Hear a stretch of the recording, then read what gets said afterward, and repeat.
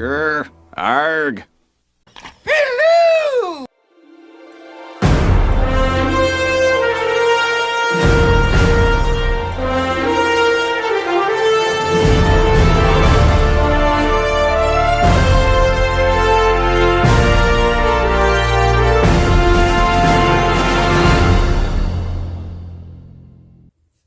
Happy Halloween! Yes, it is officially Halloween today as I'm recording this, and I'm going to talk about the last of the TV Halloween specials that I've been doing throughout the month of October. And today is the one that I've waited for. I've saved the best till last. It is Buffy the Vampire Slayer from season 2. It is the episode Halloween. Who knew? Now, I absolutely adored Buffy when I was growing up. I've even got a Buffy themed tattoo just here. I'm going to get a little bit closer. It is the Grr monster. Because that to me is just culturally iconic across the board. But yeah, I adored Buffy when I was growing up. I kind of grew up the same kind of age range as the characters. Yeah, I just love the story. I love the fantasy element. I love, the vampires. I do love vampires. And all the demons and the monsters and this girl that has to fight them and, whilst living a relatively normal life. It's the allegory for the show, I believe, is, kind of puberty. Like, you're going through all these changes. She's becoming, a demon fighter, whilst also trying to be a high school girl, trying to deal with friends and relationships, whilst living this other life after dark. And it's a lot of these things that happen in the show are all to do with, humanity and emotions and stuff like that. But I love this episode because I love the ultra fantasy sci-fi element put on top of the already fantasy sci-fi element. Just to break it down, the episode is the characters get Halloween costumes from a certain store. There's a curse put on them so that they turn into the costumes that they're wearing. So if they're wearing a ghost outfit, they become a ghost. They die. And I think if you put that into a normal TV show where there was a curse put on, they're just relatively normal characters and they have to change into the outfits that they're wearing and they'd have to deal with that. I think that's very interesting. But obviously this is a world run by demons and vampires anyway. So adding that little wrinkle into it, absolutely love it. Now we start off the episode, Buffy's out patrolling, she's fighting some vamps, pop out, and then she goes to meet Angel, her boyfriend, who's actually a vampire. If you haven't seen any of this show, by the way, I apologise for any spoilers going ahead. Go and watch Buffy, it's brilliant. But she goes to meet Angel, her boyfriend, and she's all like, she claims that she's all tattered and messed up from the fight and like not looking too good, but Sarah Michelle Gellar, so I don't really understand if that's what she looks like when she's scruffy. I don't know what to tell you. But she's upset because he's talking to Cordelia, and she's like, oh, she's really pretty. I'm not at this moment. So yeah, I don't like my life at the moment because I have to deal with all of this. I can't just have a normal relationship, even though you're going out with a vampire. I don't know. I feel like I get the whole point of the show is she's going through all these changes and she has to come to terms with it and accept it. But I'm just like, dude, you've been doing this for like 3 years. Come on, like, your life's not normal. You're a superhero. Just fucking deal with it. I don't know. But yeah, it's so she goes off.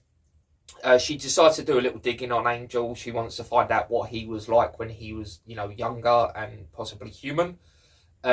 Because she wants to know what sort of women he was into, and she finds an old Watcher book, and he's into these very, they assume that he's into these very sort of prim and proper ladies wearing the big long dresses, the nice flowing hair, very beautiful, the corsets, and the, what you'd imagine a 18th century noble woman to look like.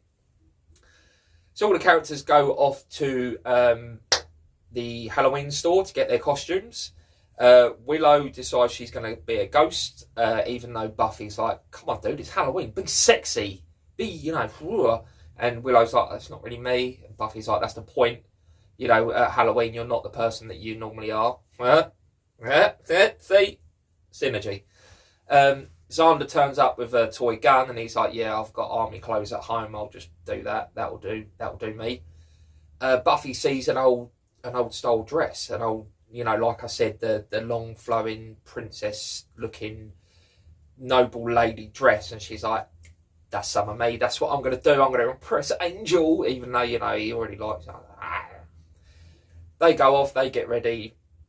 Buffy still convinces Willow to dress all sexy, so Willow comes out in a little crop top, a skirt and high heels and boots and stuff, and, you know, looking sexy but very awkward with it, you know, like me.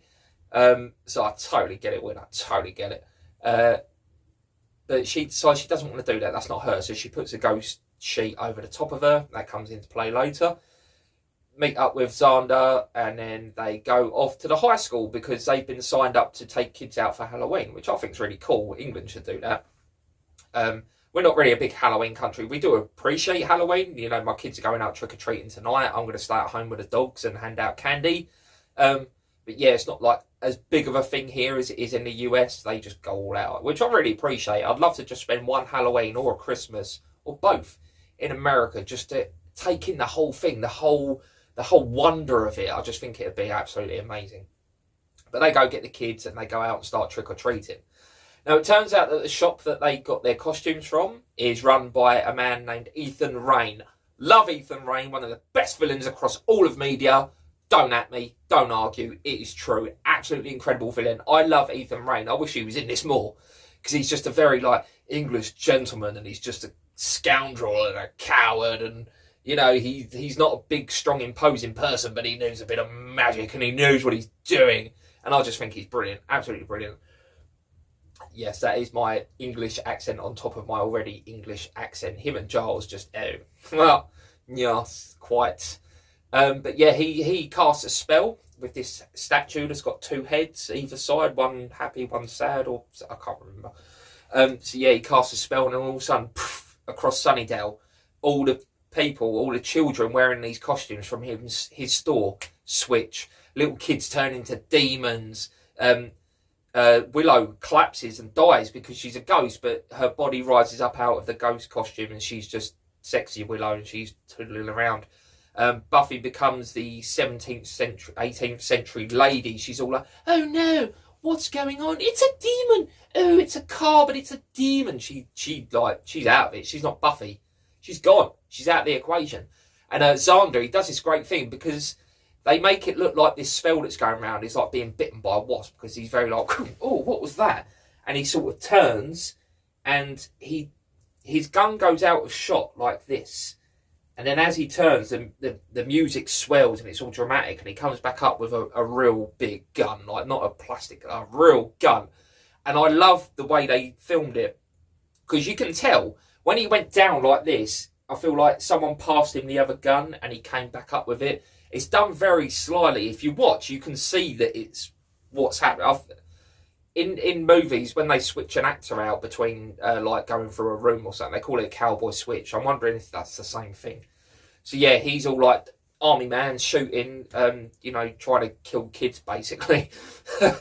Willow runs up and says, "Don't shoot these. These are actually kids. You know, don't do that."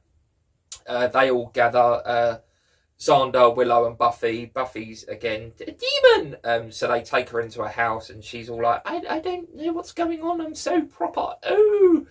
They kind of discover, because they've lost their memories. They think they are who they are. Willow's the only one that's got the memory, because she is essentially her, just dead. She's trying to convince them the whole way through. This is you. You know, you are. Here's some pictures. Look, this is us. These are you people. They're like, no, we don't believe you. And she's like, whatever. After about 5 minutes of arguing with them, she's just like, oh, fine, shut up. Angel turns up to help out. He's like, what's going on?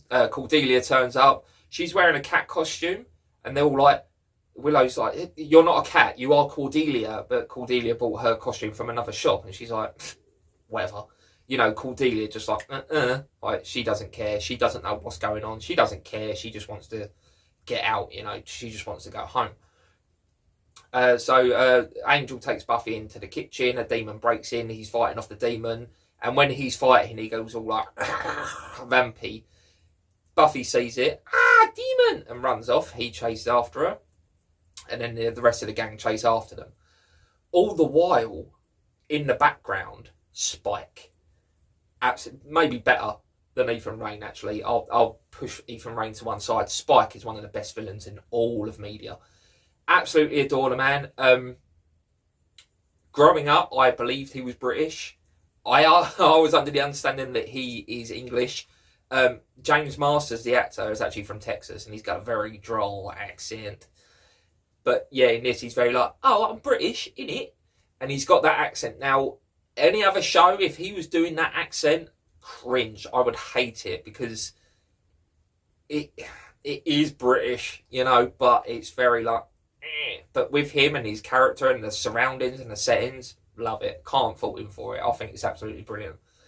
He finds out what's going on because his girlfriend Drusilla, she has visions, my pets, and she's all like freaky, and she's found out what's going on. Now, throughout this episode, we're told that vampires and demons don't like to come out on Halloween night. I believe it's something along the lines of they think it's, like I said, cringe. They don't like it. They think, oh, it's beneath us. We're going to stay in for the night. It's totally opposite. It's weird. But they find out what's going on. They're like, let's go and cause some mayhem. They catch up with Buffy and the gang. Spike's all very like, oh, damn. Buffy, the slayer, the arse kicker, she's just a prim and proper little princess. I'm going to have some dinner. Meanwhile, Giles has tracked down Ethan Rain, who it turns out they used to be friends. Hello, Ripper. Giles' name when he was younger, his nickname was Ripper because he was a bit of a scoundrel, bit of a tough, bit of a, you know, bad boy, doing magic and, you know, smoking. Terrible. So he confronts Ethan and he beats him up a little bit because, like I said, Ethan Rain's just a little weasel kind of villain, whereas Giles, he's Ripper and he just beats him up a little bit. Finds out how to break the curse, smash that statue that I spoke about earlier, the two-faced statue, smashes it, curse gone, switches back to Spike and he's on top of Buffy, accidentally pulls her wig off, she kicks his butt, you know, like just like Buffy does. Xander turns and he's like, what the hell? His gun's gone back to plastic. Everything is back to the way it should be. The kids have turned back to kids. They're no longer demons. Spike gets a bit of a pounding and decides to run off because he's a big wimp. And yeah, this kind of culminates with everyone's back to what they should be. They're human again. They're people. The bad guys run off. And the whole kind of show, the whole underlying theme throughout this episode is be who you are. Be happy with who you are and what you do and what you have. Don't aim to be someone else. You're you. You're perfect. And I think that's a very good message. A lot of these shows, they do have underlying messages to tell you life's tough, life is hard, but you have to look at what you have and make the most of that. And I think it's beautiful. It's a beautiful message, and I concur with that. I love who I am. I love what I have. I love what I do. Do it. Just try and find the good in all of life. And yeah, the episode ends. Buffy and Angel in the bedroom, kissy kissy. Angel's like, why did you dress like that? Why do you think that I'd like them kind of women? And Buffy was like, I don't know. I thought, you know, you wouldn't like me for who I am, even though I'm Sarah Michelle Gellar. But she comes to the realisation, like I just said, that she's happy with who she is. She loves who she is. She even has that moment when she returns back to Buffy. She's like, I love who I am. And she kicks Spike's butt. So yeah, she comes to the realisation that she's happy with who she is. She's happy with her relationship with Angel, even though it goes wrong. Spoilers. So yeah, all is wrapped up in a nice little bow in the demon underworld that is Sunnydale. And love it. Love Buffy, love this episode. One of my all-time favourite episodes. Not just Halloween episodes, but episodes. I could watch this over and over again. I love it. I love the story. I love the underlying themes, the emotions. I just think it's great. There was another underlying theme. Xander with a bully at the beginning of the episode. Buffy saves him from the bully, and Xander's all like, dude, I'm a man. I need to fight these battles myself, not have some girl help me. And later on, as army soldier Xander, he beats up this pirate who happens to be the bully that was bullying him earlier, dressed up as a pirate, raping and pillaging across Sunnydale. And yeah, army Xander turns around and he's like, there's something very cathartic about what just happened. Weird.